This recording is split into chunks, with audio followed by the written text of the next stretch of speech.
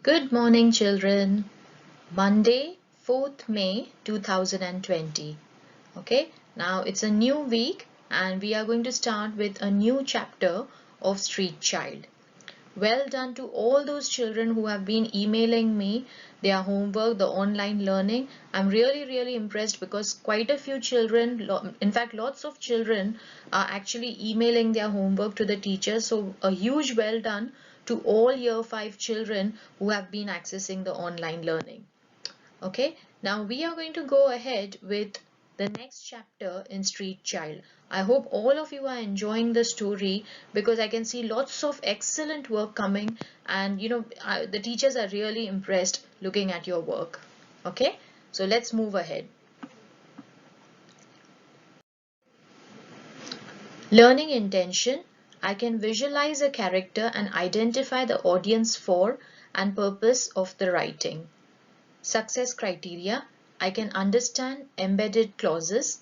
I can use commas to clarify meaning or avoid ambiguity in writing. Now, I'm going to wait for you. You can write your learning intention on your sheet of paper. Okay, I'm going to pause the slide slightly so that you can write your learning intention. No need to write the success criteria. All you have to do is just write the learning intention.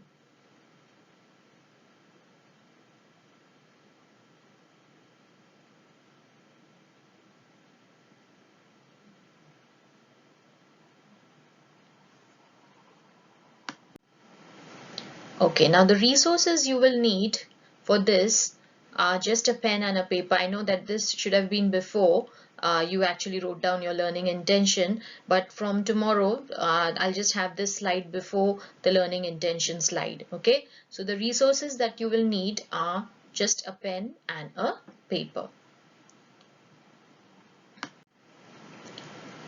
Now I'm going to read the beginning of chapter 3.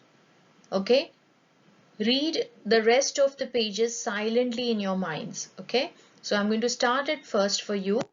Read the first 2 or 3 paragraphs and then very softly you're going to read it in your mind. Chapter 3, Rosie and Judd. Mrs. Jarvis used up a lot of her remaining strength that morning. She led the children away from the slums where they had lived for the past year and down street after street until they came to a much quieter part of town where the houses were big and stately. She leaned against some railings to rest. Emily sat down next to her, anxious for her mother.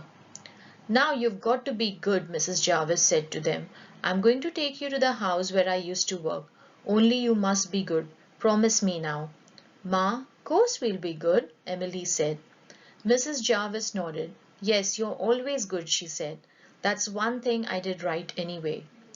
In the window behind them a finch sang in a tiny cage. It only had room to hop from the floor to its cage to a little perch and down again, hop, hop, hop, up and down. Now read the remaining passage very softly in your head. I'm going to pause the slide. It's quite a lot of reading. I think there are about 3 to 4 pages of reading, children. So very quietly, you can pause the slide and read it silently in your head.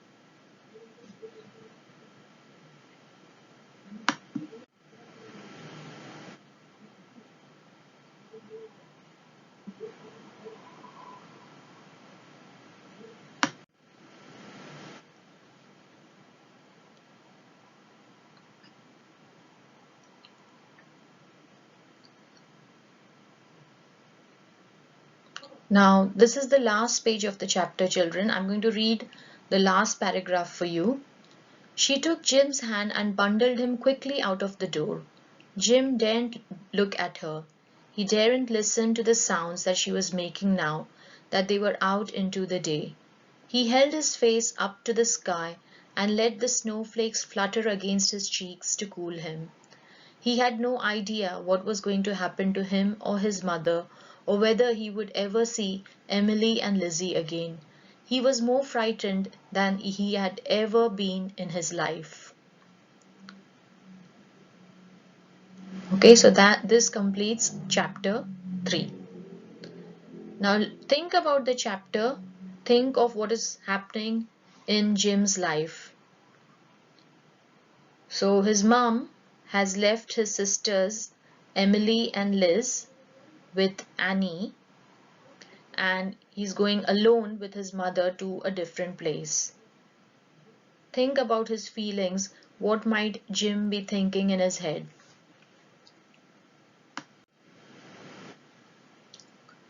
Now, guided reading, chapter 3. On page 30, how did Rosie know that the family had been thrown out of their home before she'd asked them? Why were the children so scared of the workhouse? On page 32, why is Mrs. Jarvis's voice suddenly steady and stronger? How do you think Mrs. Jarvis felt when she had to leave Lizzie and family? Jim daren't look at her. He daren't listen to the sounds that she was making. They were into the day. What is the author suggesting Jim's mother was doing here? Okay, write down your answers on your sheet of paper. Pause the slide. Don't go on the answers because the next slide has got the answers. So write your answers on your sheet of paper before you actually mark the answers.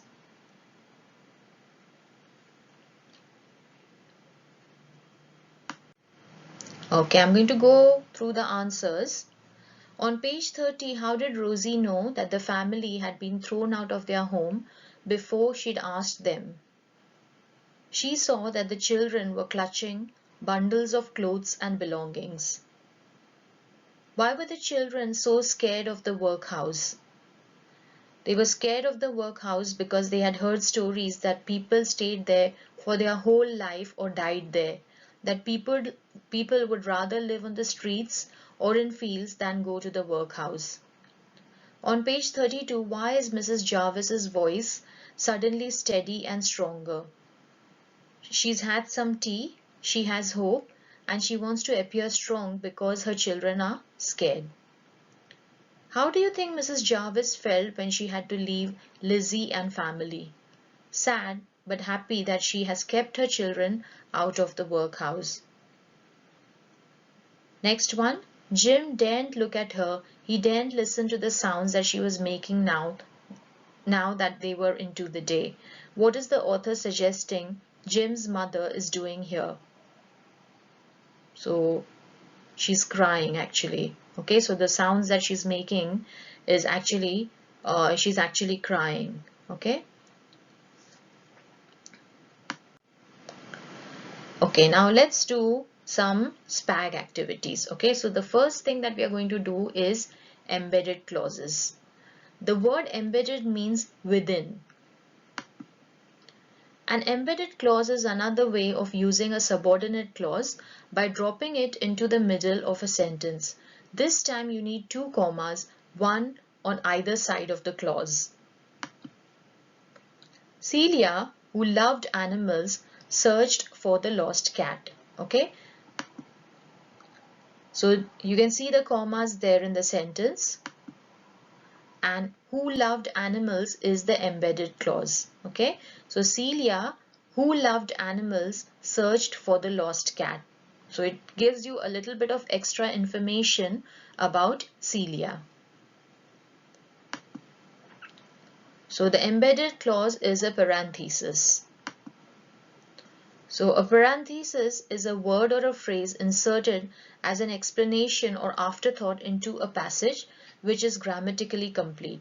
the sentence makes sense without it. So in the above sentence, even if I just read it as Celia searched for the lost cat, it is right. But the extra bit of information is called an embedded clause. Okay, and always remember that whenever there is an embedded clause, you need to add those commas. Okay, otherwise it won't be right, the sentence won't be right. You have to add those commas for an embedded clause. Okay, now underline the embedded clause and add the commas into the correct place. So now these sentences have got embedded clauses. So you have to underline the embedded clause and add commas in the right places. Okay, so take your sheet of paper. This is your second activity. So after the guided reading, the SPAG is your second activity. Okay, so when you send your emails, the first thing that you need to show is the guided reading. Then you show your SPAG activity and then your final task.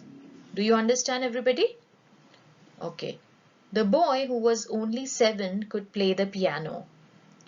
The beach, which was very crowded, was hotter than ever. The ball, which was kicked by the goalkeeper, flew through the air. The music, which was too loud, gave me a headache. The old lady who was carrying lots of bags waited for a taxi. The bus, which was speeding, went down the street. It's a very straightforward activity, children. I think all of you should be knowing embedded clauses by now. We have done it before during the autumn term as well as the spring term. So I think embedded clauses is just a revision for all of you. Okay, pause the slide, write down the answers, and then check your answers. Okay, so the answers are here. The boy, comma, who was only 7 could play the piano. So who was only 7 is the embedded clause. The beach, comma, which was very crowded, comma, was hotter than ever. So which was very crowded was hotter than ever. Okay, go through the remaining answers.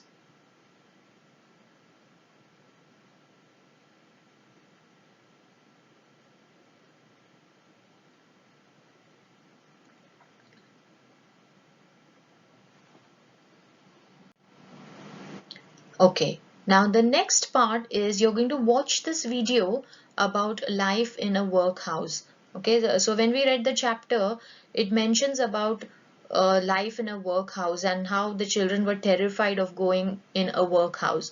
Now this video will actually show you how a workhouse was and why were children actually scared and frightened to go in a workhouse. So I've got the link in the weekly overview. Go on the weekly overview on the school's website, and it's a lovely video. It's about, I think, 4 minutes long, and you'll be able to watch the life of a child in a workhouse.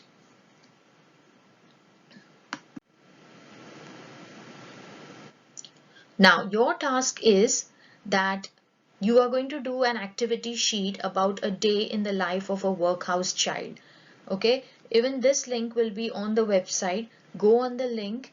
It's a nice activity. Try completing the activity. It has got a couple of questions at the front about what the children might be eating, what time they might be waking up, all these kind of questions. Answer the questions, and then you have to give a description about the life of a child in a workhouse. Okay, so complete all your activities, the guided reading activity, the SPAG activity, and then the task, and then you can email it to us on the Year 5 email address. I'm really happy to all those children who have been sending me emails and asking me about their work, because then I can come to know how much online learning each child has been doing. Okay, so well done and good luck with your learning.